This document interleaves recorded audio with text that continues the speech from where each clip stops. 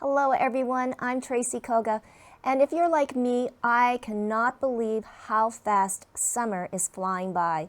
So we're going to take the next few weeks to look back at summer of 2022 when things were back to normal and we could have guests right here in our studio. Hope you enjoy.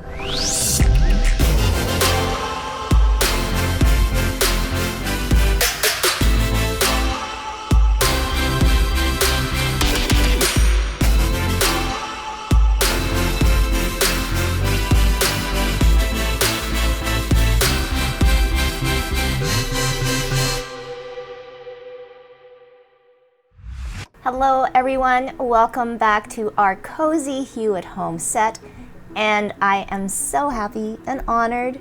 I have a very dear friend, and I consider you a dear friend now, Cynthia Fortlage. Amazing story, but girl, you've done it. You've moved away, you've started some incredible adventures, and I want to talk about it all because tomorrow you're gone. I am. Well, I mean, I go back across the pond. Yeah, you go back home to London, Yes. but you know, you've been here for almost a month Yes. now. Cynthia, what was it like to come home again? It was, in the beginning, I was really nervous to return to Winnipeg. And part of it is that one of the aspects, given my background story, and I know my explore element, was the fact that my identity that I had for 50 years, that in corporate world, they knew me, I had this professional network, I could never get away from it. And so when I left Winnipeg, I was able to let go and just be me. And that was so freeing. I can't even tell you how amazing that kind of feeling was. So coming back was like, oh no, is this going to be dumped back on my shoulders? Am I going to but I didn't. I haven't. So that was, and then the fact that I was, because of my daughter and her graduating, I was going to spend time with my ex that I haven't really communicated with in 6 years. So there was that level of anxiety as with it. Yeah, and then because I had lived in Winnipeg for 45 years, there was so many people to connect with, and it's just like, I don't even have time. To see. Yeah. Let's talk about the family dynamic Sure. now. Because I know when we met, you were about to leave on this brand new journey. Yeah. And things were hard, or they were new, right? Yes. New for everybody. Yeah. And you had this wonderful philosophy, which has now blossomed, I guess, into your mantra, acceptance without understanding. Right.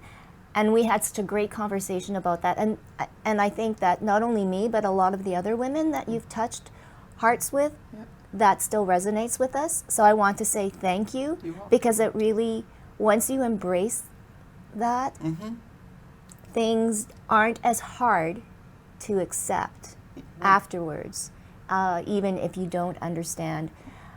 Thinking of your family now, what is the relationship like? I have 100 questions, but I know, is it, like women to women now, the relationship?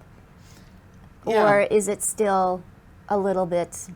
Well, I think start with the easy part. Yeah. My kids, right? Yeah. So the first year of my journey was, it was very tough, obviously, on everyone.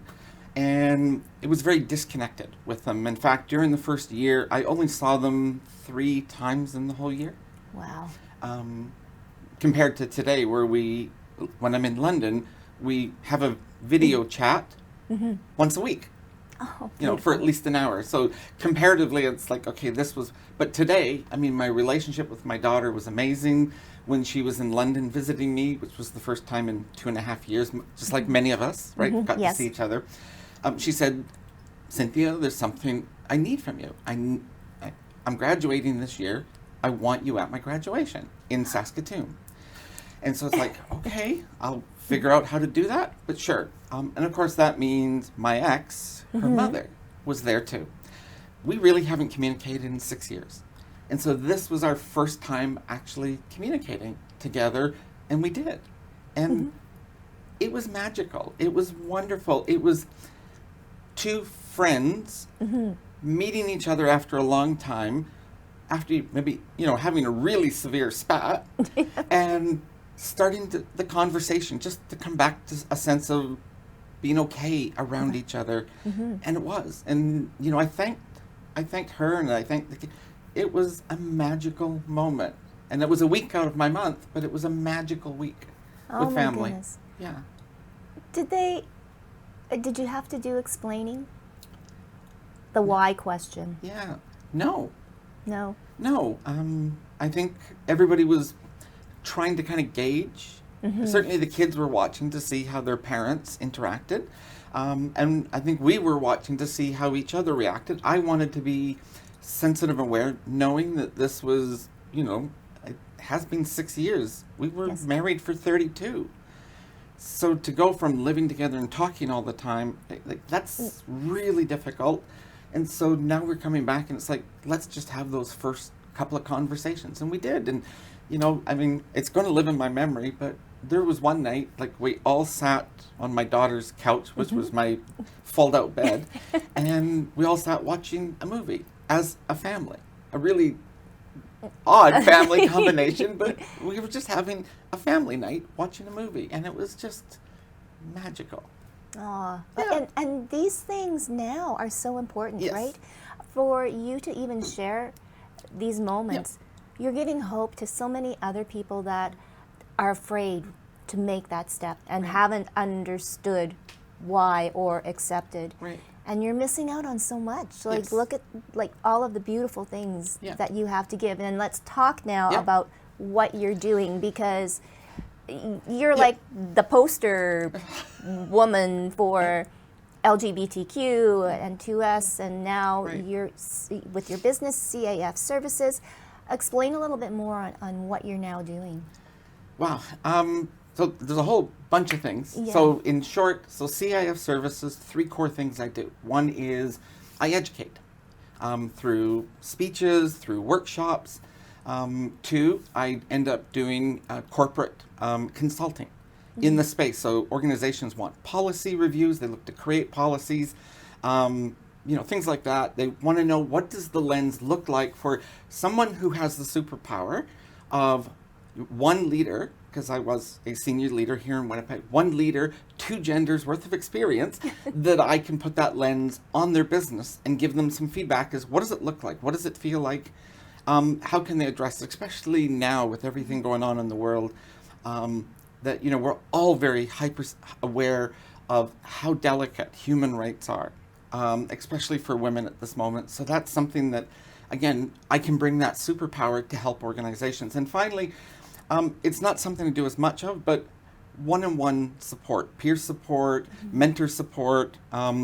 It could be full-out coaching, but that's really not my forte anymore. But I certainly am capable of doing it and happy to do it when I make the right connection with a person.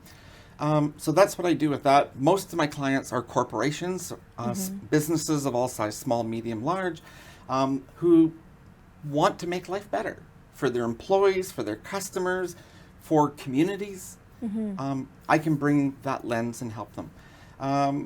The other part of the work I do is through my volunteer work, which is at board level with organizations. So while I think have a pretty good history with certainly the LGBTQ plus community here in Winnipeg, through Rainbow Resource Center, of course, is now with, in fact, it was just announced on social media today officially, but with Stonewall Housing, which shares the name with Stonewall, the original organization, but Stonewall Housing in the UK, which deals with creating safe spaces for homelessness and the community at large. They use the acronym LGBTQ+. Within there. Every organization has a different acronym of the rainbow alphabet. The other one that I'm very chuffed, British term about, very proud, is Outright Action International. Now, Outright Action International is a huge step for me because it's a global LGBTIQ organization. We are also part of the United Nations Secretariat for LGBTIQ issues. And we're all about LGBTIQ human rights globally, all 193 signatory countries of the United Nations. Wow. It's a big job. We're in 33 different countries currently with active projects and the work going on. And we continue to lobby governments and everything else. And it's the largest not-for-profit organization I've ever belonged to. And I have an absolute stellar board that I'm a part of. Oh, that is so fabulous. You only went to your first board meeting, but what is the climate like, so to speak, globally for the community? Well, a lot of the work, like, we talked about the work going on in the Ukraine, right? There was over $1 million that we have raised and dispersed to help LGBTIQ organizations in the Ukraine to deal with the issues of displacement, medicine, every aspect with folks that were in the Ukraine. Of course, they're going to places like Poland and other places. So what's going on? Because they don't necessarily have laws that are also pro-LGBT. And so it's continuing advocacy work there. A lot of work in Africa. I think we're in about 15, 20 different countries. And Outright doesn't do the work. What we do is we find organizations on the ground and we fund them and we provide equipment and we make sure they can do the work that they need to do in their communities and to move it forward. And we're all about collecting the data. So when we go back to the United Nations, we're not talking, well, some of this or we feel that. It's here's the numbers, here's the statistics, here's what's going on, and we're talking from a factual perspective. Wow. So there's accountability. Complete accountability. And for us, it's about moving the needle on human rights for LGBTIQ people globally. And so now you're living in London. Yes. And I want to go back to how it really has been like a metamorphosis, I want to say, from a moth into a beautiful, or a beautiful butterfly, basically. What is it like for you now? And I guess, where do you want to go with all of this information and giving, constantly giving? And I guess my question to you is, because you're constantly giving and you're so much information, when do you kind of go, oh, when do you get it back? The work I do feeds my heart and my soul. When I was in Winnipeg, I had a 6-figure income as an executive. I'm not even close to a fraction of that with what I live on in London. I don't even live at the minimum wage, minimum income in London. But my heart's full and my soul knows that I'm doing the right work. And so I stay focused on that, knowing that those that get that and that get the message of acceptance without understanding, that get the message about human rights, that get the idea of seeing human beings first, they will engage with me. That will at least pay the bills, pay the rent, buy groceries. And you know what? Really, that's all I need, Tracy. I don't need a glamorous princess life that I used to live here in Winnipeg, living over on Evergreen in Osborne Village and everything else. My life is much simpler, but much more full. Wow. Well, we're going to continue the conversation. I want to know all about what the future for, to us LGBTQIA communities, how can we learn more too as well, and more on your acceptance without understanding. Sure. And I think about a book too. Yeah. I heard you talking the other day. But we're going to take a little flashback, Cynthia. I just wanted to kind of introduce this next story. Involved you, the first time that we met each other, and a beautiful program at Deer Lodge Center that I don't think a lot of people know. And if you want to give a little shout out to Deer Lodge Center, that's fine. Absolutely. Well, Deer Lodge is very close to my heart. Also, the great team, but especially Dina, who I worked with. Absolutely amazing. If it's the clip I'm thinking of, Dina's there. And they gave me something that no one else had given me, and that was the ability to have confidence in my own ability to not have to rely on surgery or something else. And so this was owning the identity of my voice. And it was just a magical journey that I'm so thankful. And of course they have an amazing event coming up in October that Winnipeggers should stay tuned and absolutely support. Yes, no doubt. And that is the big gala at Deer Lodge Center on September 29th.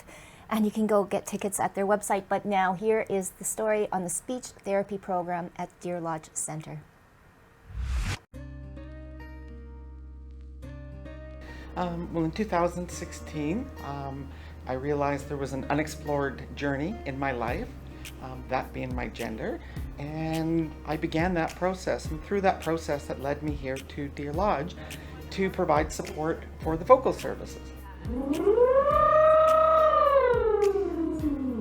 So we started seeing, I guess about 10 years ago is how the story starts. There was one clinician here practicing voice rehabilitation, and there was a need seen for individuals, mostly transgender females, so transitioning from male to female, wanting to pursue treatments to help feminize the voice so that it helps combat gender dysphoria and just the feeling that your voice is part of you and it needs to be congruent with your gender. When I began the program, I was a working executive that was also doing public speaking on behalf of the organization, so certainly the use of my voice was very important, professionally as well as personally. And so to have an authentic voice that presented the same as the rest of my physical being was very important. And now that I've become an international public speaker, it is even more important that I am fully represented to who I am, in that everything kind of aligns and matches. And that's what Deer Lodge has been able to work with me to create that authentic presence. Her outcomes are fabulous, and I think she's just very dedicated from the beginning. She does daily work, it's part of her life. She never misses a day. She always makes time for it and knows the importance of it. And then I think it's just developed she gets the feedback from society that make it that benefit. So there's a lot of benefits to coming to speech therapy to help feminize your voice. A lot of it has to do with the muscles within your throat and in terms of using it, but it's even more finesse to the words that are used, the flow, what they call the lyrical flow, right, of a sentence, of the way women speak, the language as women that we use in a conversation. And also, you think about the breathiness, such as, do you end with a hard sound to the end of your sentence, or does it actually become softer and just kind of float out? And so where are you at on that? So, the frequency or pitch is just one piece, the breathiness is just another piece. There's many, many other layers that 2 years ago I had no clue, and I just thought it was get a really good falsetto. It is nothing like a good falsetto. It is finding a much more authentic voice that matches everything else that all the surgical and medical practitioners have been able to take me through, how I need to then massage and work with my voice to get to the same place. Easy and staying on, so really, really, really nice, and you're happy with that too, right? It sounds really, really good. So Cynthia's case is a very great case because we've got good outcomes. She had always good support to help her with her outcomes as well. But now I'm actually seeing a lot younger generations, and not only transgender, but individuals that identify as non-binary. So they're seeking services to help reflect their true self in their voice as well. So we're not seeing maybe not even masculinization or feminization, but even a neutral setting. So it's very different how we even do treatment. I think for Deer Lodge, I think I'm very proud to be an SLP here at Deer Lodge. I think I'm very proud to say that I am part of the transgender program, because people are so motivated and they do the work and then you get the outcomes, and I think that's very unique in a program to get such great outcomes consistently. Deer Lodge is a fabulous center to start with. They have always been very accepting, and that's certainly, as a transgender individual, it certainly is a very important thing to find accepting, safe places. With that, the staff have also followed through, of course, with that, and provided excellent care in terms of it's not just about, work hard, get to that. It's like, okay, how is your voice feeling? How are you feeling? Where are you at in your journey? And I've met many folks who practice, but never actually put into practice what they're working on. For me, I lived it every single day. So people have heard me from the really rough, very low, gruff sounding that I used to have to the voice that I have today. And I continue to work and refine that every single day. I am the woman that I've always been, and I believe that every part of me is now reflecting who that is and sounds like who I am, and really is just me. I think the biggest message is we need to learn acceptance without understanding. As a society, we need to understand, and if we don't understand, we can't accept. We need to flip that. We need to learn to accept. And everybody's on a journey in their life. Nobody's ever at the end of their journey, that everybody's complete and they're going, oh, I'm sitting back. No, everybody's always growing, changing, evolving. And just because somebody's journey is different than yours, doesn't matter. And people like Dear Lodge make a difference in helping people travel their very own unique journey.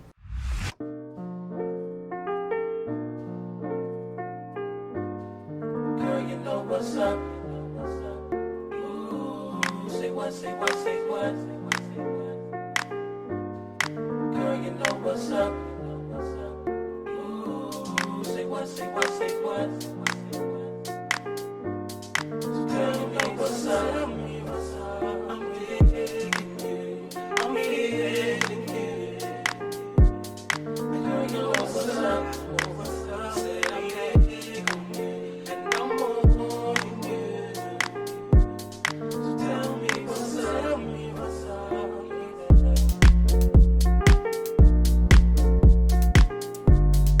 Girl, you know what's up. Ooh, say what, say what, say what. Girl, you know what's up.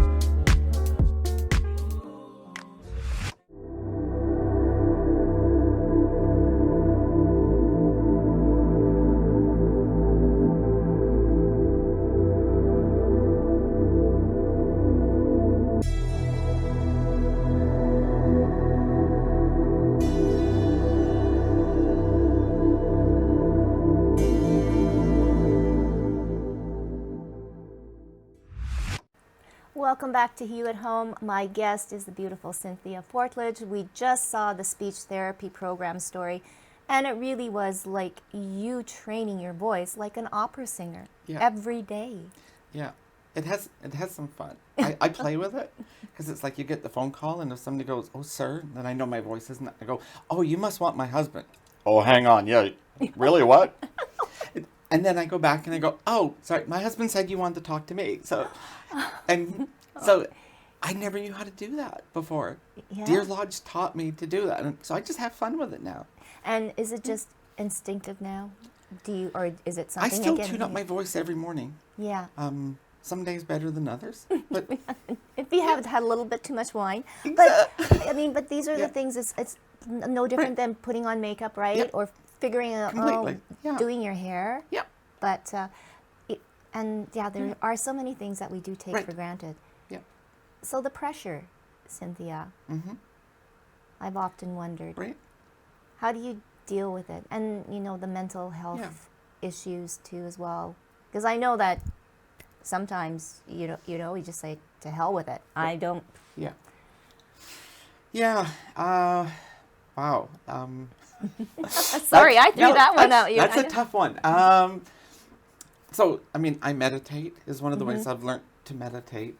And that's for me, more of an instantaneous kind of, okay, let's just slow down. Let's just get control, mind and space, and to deal with it. But there are rough moments. And, I heard a lot from friends and people I met that went, oh my God, I see, on Facebook or on LinkedIn or, you've got this amazing life. And I go, life looks really good on social media. My real life, not so much. But the whole idea is I have amazing friends that I've met in London. I mean, I still have a therapist here in Winnipeg, but, even, occasionally jumping on the Hue shows.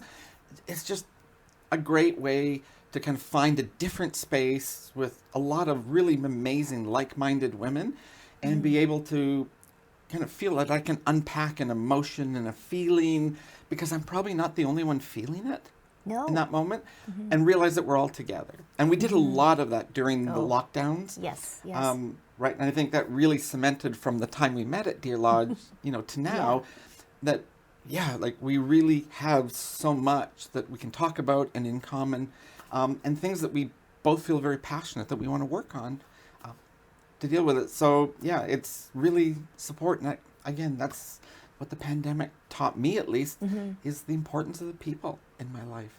Yes. I need quality people who can be real friends. That it's not all the sunshine and rainbows.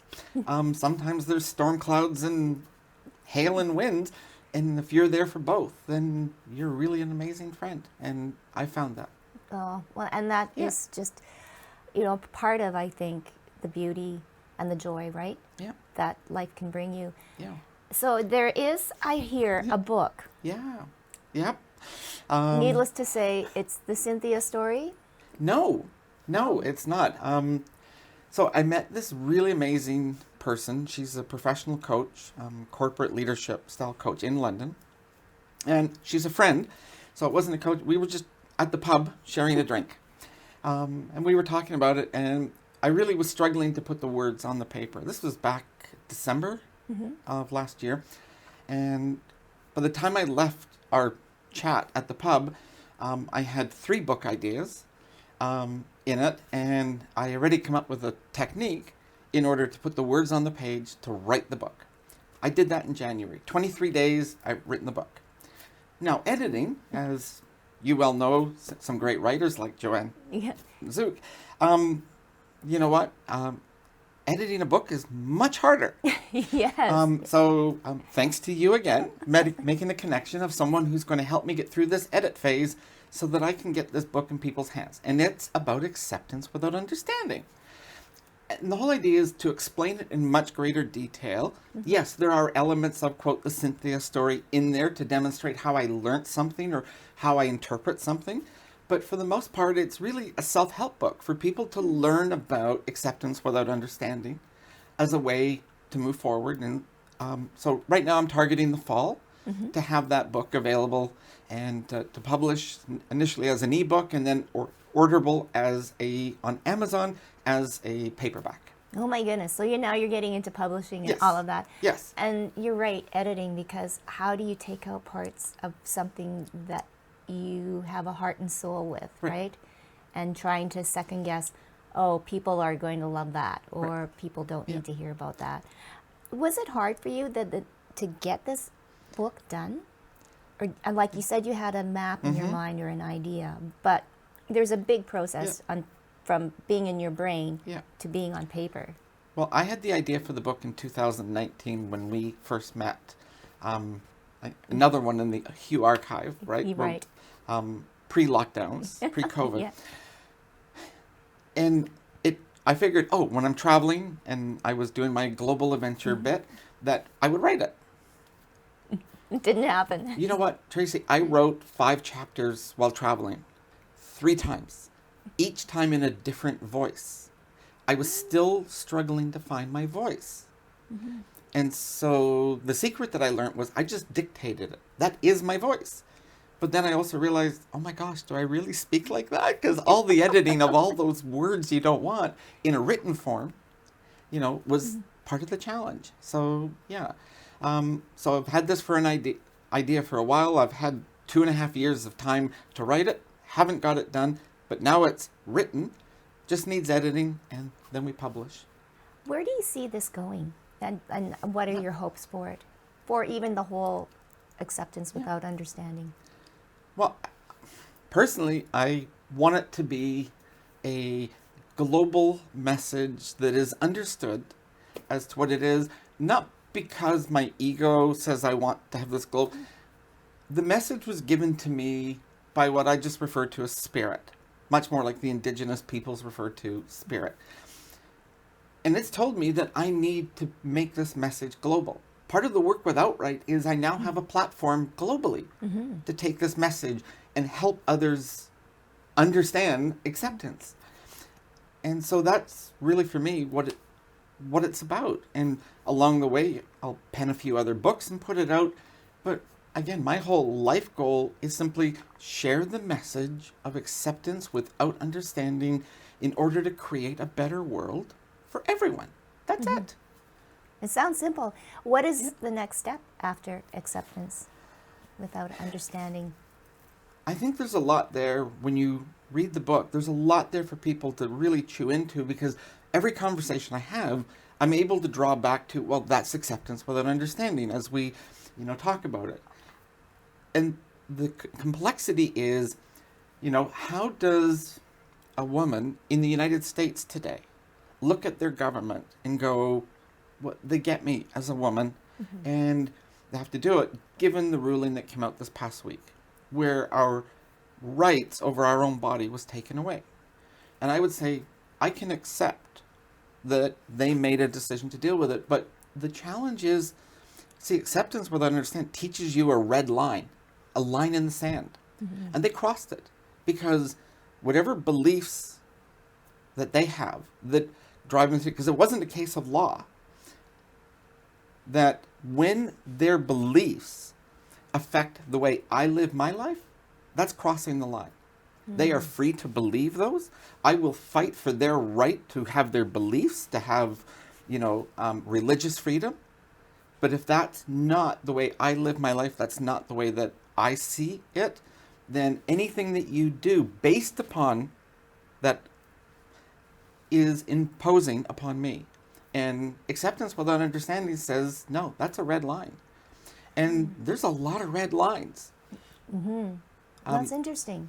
Yeah, because, yes, what's been happening in the States is very, very hard to understand, let alone accept. Right. And there's, like you said, there's so much more.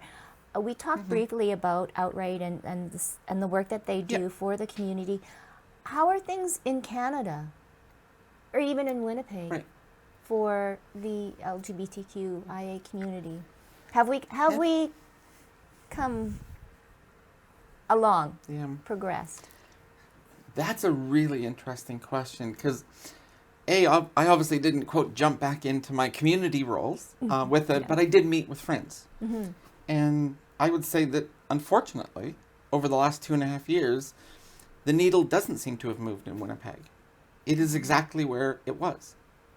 And again, I think that Canada overall has experienced a lot of the same pseudo-political movements and so forth that are trying to influence levels of government, that are either trying to claw back on human rights that have been gained or dealt with. I mean, right now, the next big fight of clawing back is same-sex marriage. Like, we settled this. We dealt with this. We put it to bed. But now, all of a sudden, it's open for discussion again. And it's like, really? Like, when do we say enough is enough? And we're tired of talking about this because we settled this. Yes. And we can move forward. But we're not being allowed to, because those people that feel that their point of view has been ignored or not heard, that they get to roll it back and we have to live by their point of view, is really what we're facing. Rather than finding a middle ground, and if everybody could understand acceptance and accept each other's point of view.